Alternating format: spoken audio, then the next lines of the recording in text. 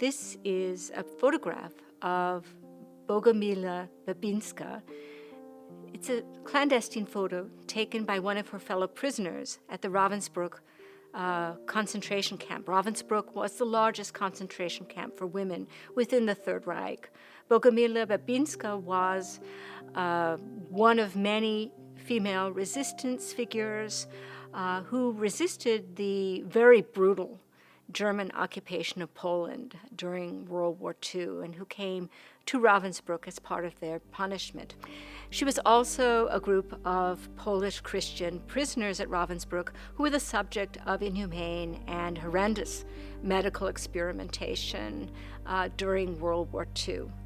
One of these Polish women actually stood up to her tormentor, to the physician who was carrying out this medical experimentation on her, and said to him in German, "Ich bin kein Kaninchen, ich bin Mensch," which is German for, "I'm not a rabbit, I'm a person."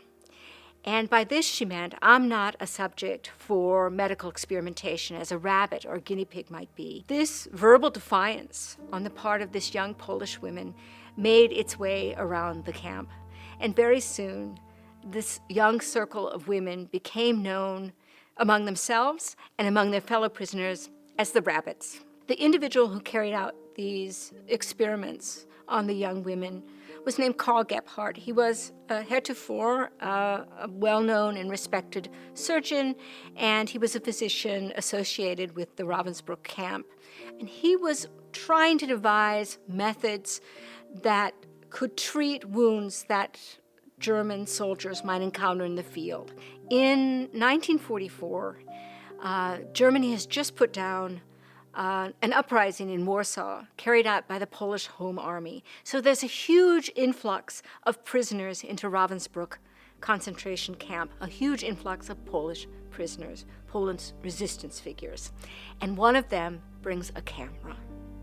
And another one of Babinska's colleagues obtains a camera. She trades it for a piece of bread. This young woman risks her life to take photographs of Babinska and some of her colleagues who'd endured this medical experimentation, this terrible treatment, in order to document the atrocities that had been carried out at Ravensbrück.